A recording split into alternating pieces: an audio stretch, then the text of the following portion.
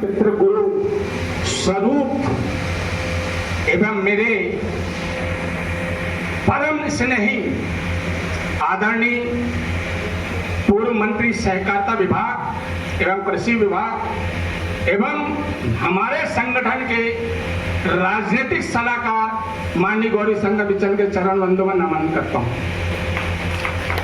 हमारे ऊर्जावान साथी, हमारे मध्य प्रदेश के बीपीएक्स कर्मचारी संघ भारत के प्रभारी एवं प्राथमिक सहकारी समिति कर्मचारी संघ भोपाल के समन्वयक आदरणीय दुबे जी को मैं नमन करता हूं।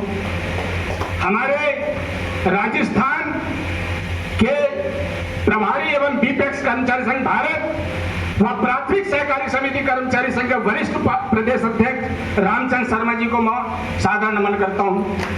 हमारे ऊर्जावान साथी जो इस वक्त बहुत दिनों से प्रदेश उपाध्यक्ष बनते बनते थक गए थे, तो इस बार बोला दादा कुछ नया कर दो, तो मैंने उन्हें कार्यवाहक रूप के अध्यक्ष के रूप में बनाया हूं। अशोक राय जी को मैं नमन करता हूं। हमारे सबसे पूर्व और बहुत दमदार अगर संगठन मजबूत हमने किया था तो छिंदवाड़े के बाद सिवनी और सिवनी के बाद पहली बैठक ऐसी ही इसी प्रकार से लाल बर्रा में आयोजित की गई, तो मैं बिसेन जी को नमन करता हूं। हमारे एल जी बिसेन जी हैं, उसमें हमारे टेमरे जी हैं जो इस समय जिला संयोजक हैं।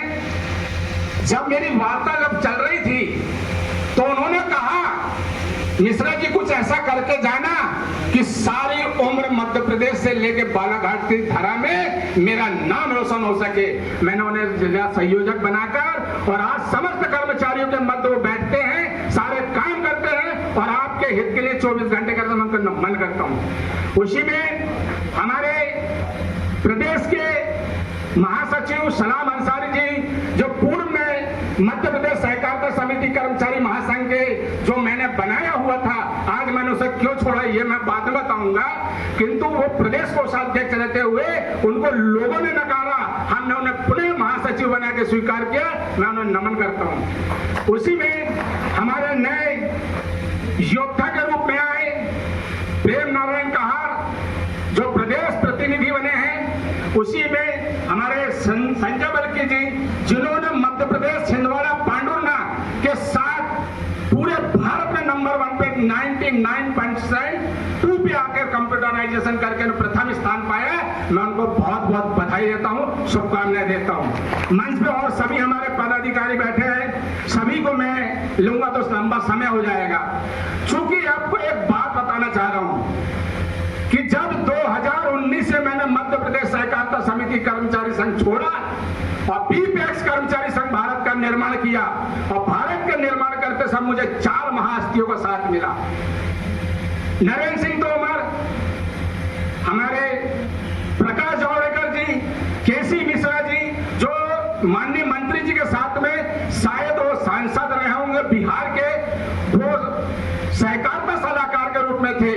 इनके माध्यम से मेरे को कम से कम प्रधानमंत्री के दर्शन करने का अवसर प्रथम बार 2019 में मिला था।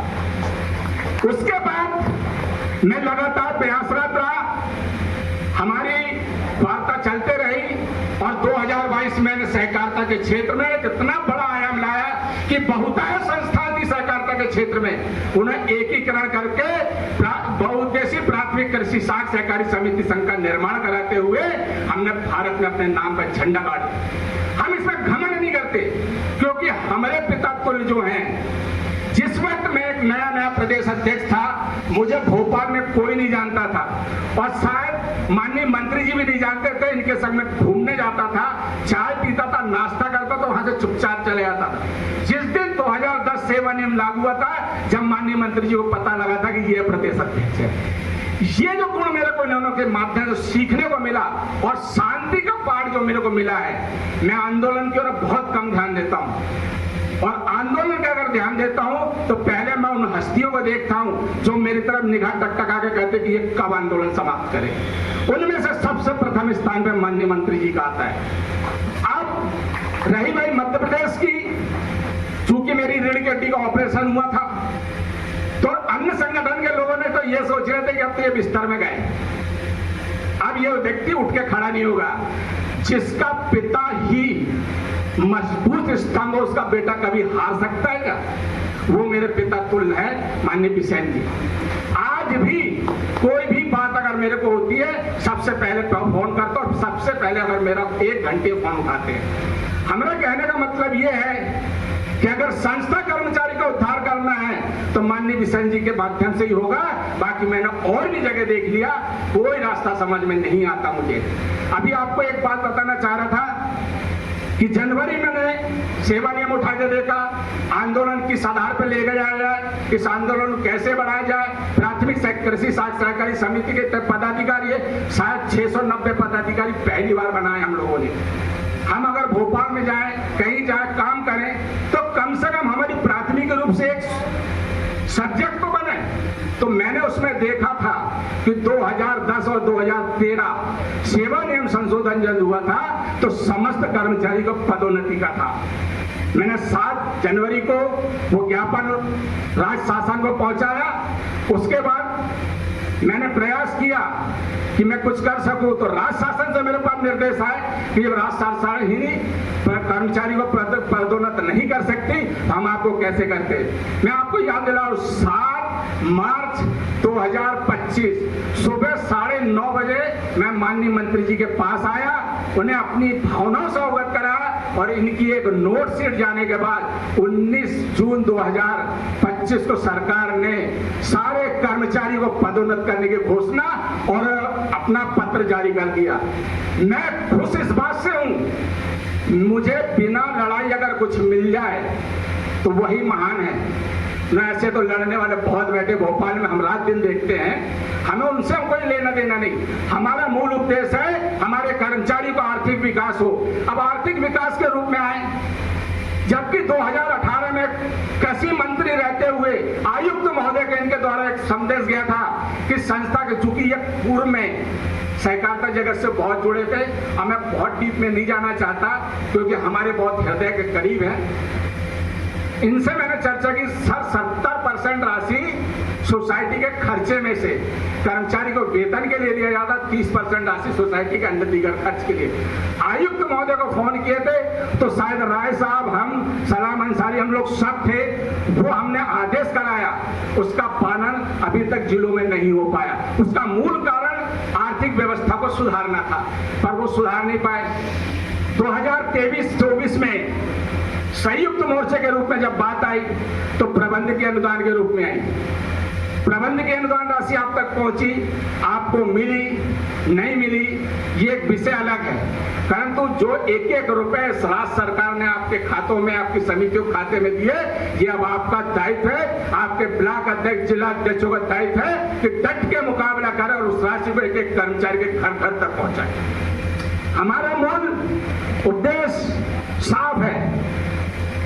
अभी मैंने कार्यक्रम के पूर्व में माननीय मंत्री जी के घर गया, मुझे मालूम था कि हमारी महिला शक्ति, ये सारे विक्रेता एक जो बात रखने वाले हैं, मैं आपको विश्वास दिलाता हूं, हमने ज्ञापन में लिखा है कि स्वसहायता समूह हो या पीडीएस की दुकान चलाने वाला हो या उपभोक्ता भंडार वाला हो, उसको 14,000 रुपए राशि मानदेय के रूप में मिलना चाहिए।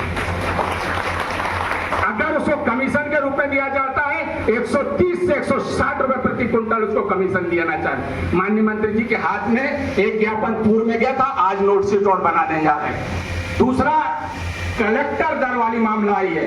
मैंने देखा है 22 जिलों का कोई नेता नहीं होगा जो मेरे बराबर भ्रमण कर ले। नींद, मौत और अशोक मिश्रा की कोई गारंटी नहीं है कब और कहां कब पहुंच जाए।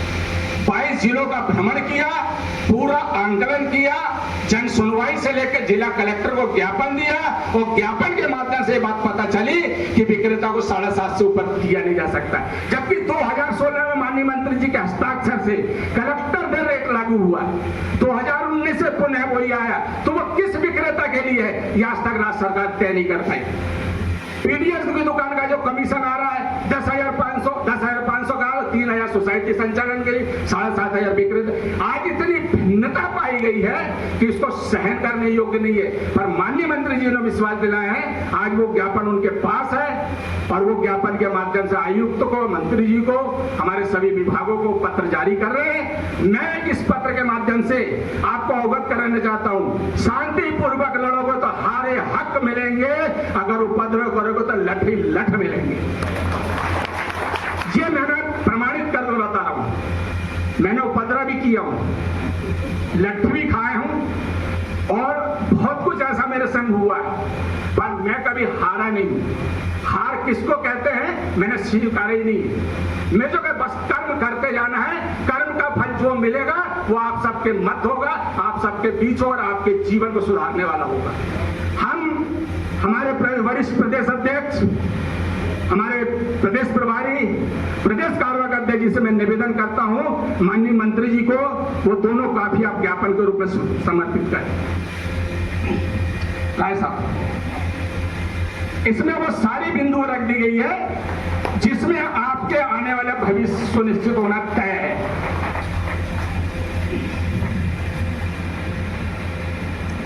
एक पत्र मेरे पास और आया है बिजली समिति के विक्रेता का, चूंकि कुछ स्वाभाविक रूप से गलतियां हुई थी, कल रात को उसको सुधारी गई है।